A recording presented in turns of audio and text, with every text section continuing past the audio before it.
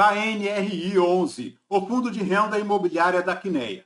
Vamos ler o relatório de junho de 2025, publicado agora, no dia 1º de julho de 2025. Continuar o acompanhamento do fundo aqui no canal. Este será o tema do nosso vídeo de hoje.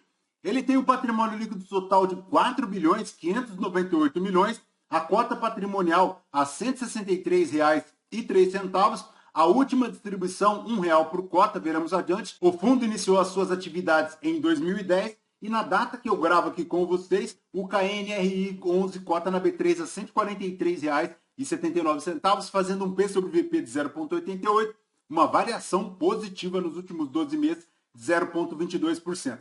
A cotação lá no mercado secundário chegou lá aos R$ 118,89 em dezembro. Desde então buscou uma pequena recuperação, mas não se descolou tanto assim daquele valor experimentado lá em 2024, quando ele chegou lá na casa dos R$ 149,01, ainda repousando lá no R$ 143,79, 12% de desconto em relação ao seu patrimonial. A última distribuição será paga agora no dia 14 de julho de 2025, continua lá com a distribuição de R$ 1,00 por cota, fazendo um yield mensal de 0,69, anual de 8,4. Se o cotista tivesse investido R$ 1.000 há 2 anos em KNRI 11, teria hoje R$ 1.075,70, já considerando o reinvestimento dos dividendos.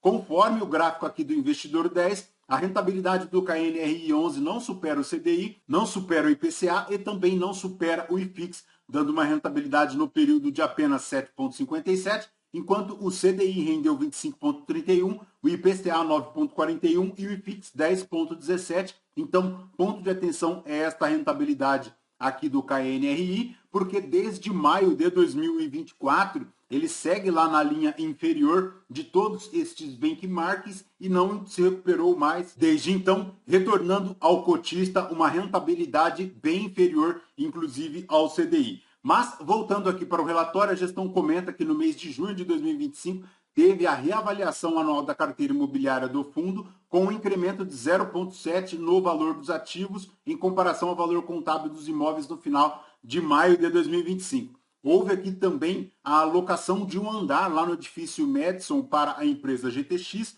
Situação semelhante também ocorreu lá no Boulevard Corporate Tower, onde a Codengi, em Minas Gerais, desocupou um andar que foi imediatamente ocupado pela Hauer. Também houve a alocação de 833 metros quadrados da Torre Crystal, lá do complexo Rocha Verá, para a Sener, ela que expandiu as suas operações lá no imóvel. Com isso, pessoal, com todas essas movimentações, a gestão comenta que houve uma redução da vacância para agora 4,49 ante 4,56 no mês anterior, e a vacância financeira decresceu para 6,19 ante 6,22 no mês anterior. Houve aqui também um avanço em relação à construção e o desenvolvimento lá da Torre Biosquare, chegando a um total de 49,5% de avanço físico acumulado, e se encontra já em fase de estrutura, alvenaria e instalações elétricas, além de instalações hidráulicas e dutos de ar-condicionado lá na torre. A última distribuição, como comentamos, será paga agora no dia 14 de julho, R$ 1,00 por cota.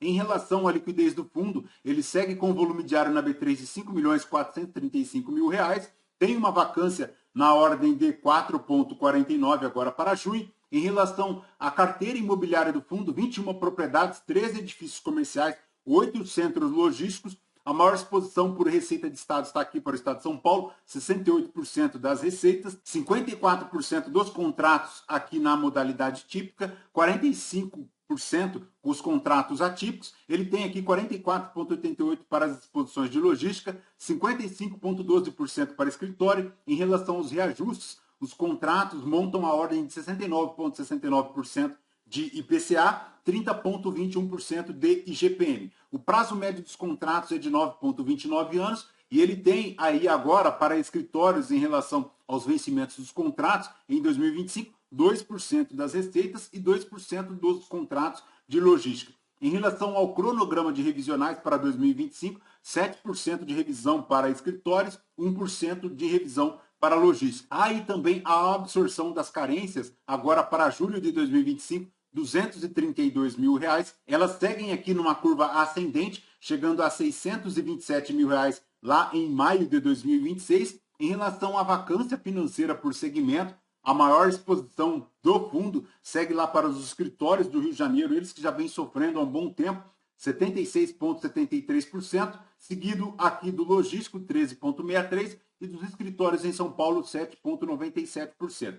Em relação à vacância por portfólio, 12,71% de vacância física nos escritórios, 2,71% de vacância física no logístico. Ele segue aqui com mais de 150 inquilinos, 14% da distribuição dos contratos ficam aqui para o setor de serviços, 43% para o setor de indústrias. Ele segue aqui com 13 edifícios corporativos, 8 galpões logísticos, formando do total de imóveis 721 mil metros quadrados de ABL, com distribuição no estado de São Paulo, em Minas Gerais e também no estado do Rio de Janeiro. Em relação ao portfólio do fundo, ele segue aqui com vacâncias físicas na ordem de 5,22% lá no Complexo Rocha Verá, tendo uma participação na Torre Ebony e Marble de 20%. Para a Torre Crystal, ele forma uma vacância financeira de 7,66%, da qual ele tem 57% de participação, mas em relação às vacâncias, ele segue aqui com a Joaquim Floriano, 17,72%,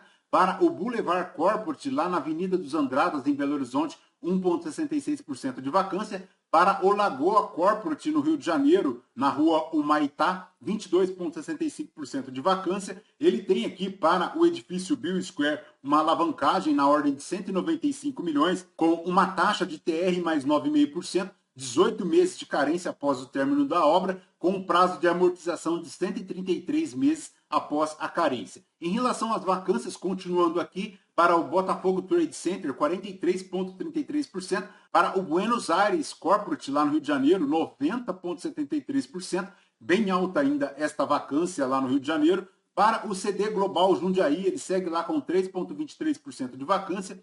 Para o PIB Sumaré, o imóvel ainda se encontra 100% vago. Tem aqui também uma alavancagem para o CRI Cabriúva em relação ao CD Cabriúva, na ordem de 150 milhões, a uma taxa de PCA mais 7,25, vencendo lá em março de 2036. Em relação às potenciais receitas aqui do fundo, ele tem um potencial de 33 milhões 371 mil reais, o que subtraído um montante de 1 milhão e 840 de vacância, 416 mil reais de carências e descontos, chegando aqui uma receita recebida na competência maio de 2025 de 30 milhões 611 mil reais, dos quais ele tem 492 mil aqui de receita não recorrente, referente aí ao pagamento extraordinário de algumas inadimplências, multas, juros e antecipações. Em relação às amortizações aqui do fundo, ele recebeu um total no mês de junho de 2025, 1 milhão 940 mil reais.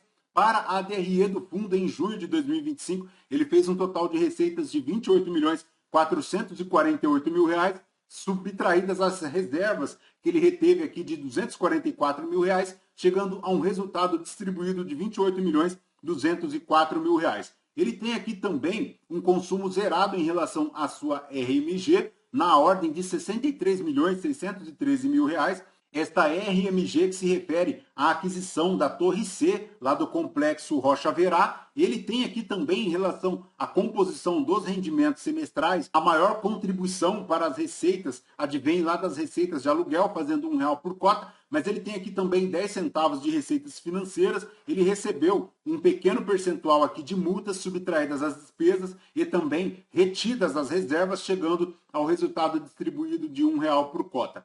Em relação ao fluxo de caixa no mês de junho de 2025, o fundo fez um saldo inicial de 112 milhões e finalizou lá em 30 de junho de 2025, 110 milhões 223 mil reais. Ele teve um pequeno acréscimo em relação ao seu patrimonial de 0,74, saindo lá de R$ 161,84 para agora R$ 163,03, formando um patrimônio líquido total agora de R$ 4.598.154.320,06.